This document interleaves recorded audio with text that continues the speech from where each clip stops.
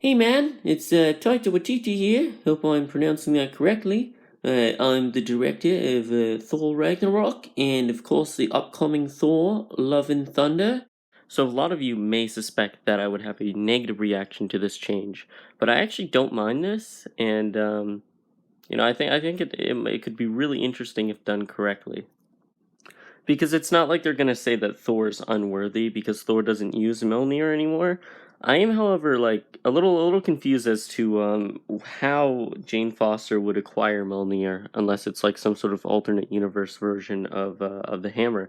Because as you probably are aware if you're watching this video about Marvel, Mjolnir was destroyed in Thor Ragnarok. So who's to say how she actually acquires it in this film?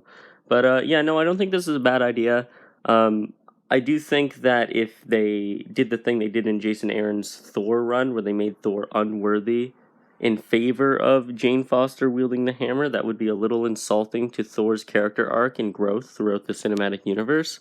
But since he's not using Mjolnir, and it's not like they're saying that he's not worthy to wield him anymore, then it shouldn't be a problem. And I don't think they're going to do the thing where Jane Foster's literal name is Thor now, because that would be absurd, obviously, because Thor isn't a title, Thor's a name.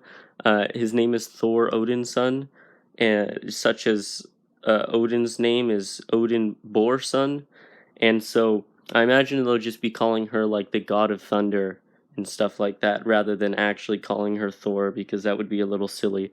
But yeah, no, I don't think this is a bad idea. I think Natalie Portman's a good actress, and I'm excited to see a little bit of change in the Thor movies.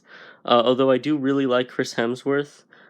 He's going to be in Guardians of the Galaxy, so it's not like we're losing Thor in favor of this Jane Foster interpretation of the character. It's just we're getting another Thor as well as the one that already exists. So I think this could be interesting because obviously it's not a straight up adaptation of the comics.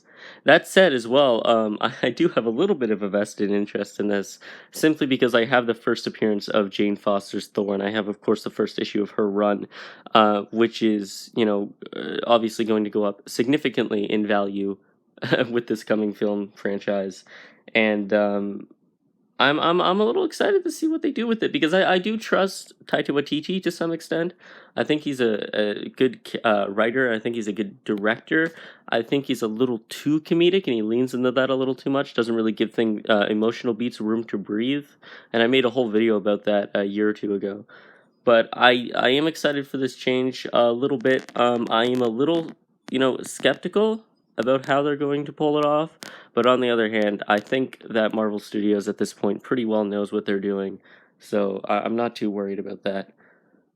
I will say though, I'd be very appreciative if in the next year or so before shooting, Natalie Portman would would bulk up a little bit because I do want the characters on screen obviously to resemble the characters on the panel.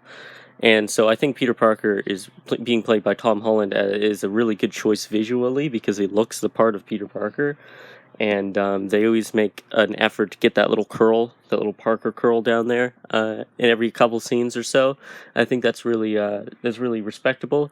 I am still a little butthurt that Matt Murdock wasn't a redhead in the Daredevil series, but I think I think a lot of the Marvel Cinematic Universe characters do a very good job of looking like their comic book counterpart.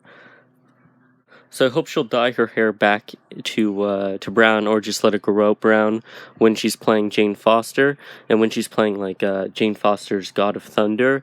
I certainly hope that they give her the blonde hair that is so iconic for the Thor type characters, and hopefully maybe even we'll get Beta Ray Bill. That could be exciting.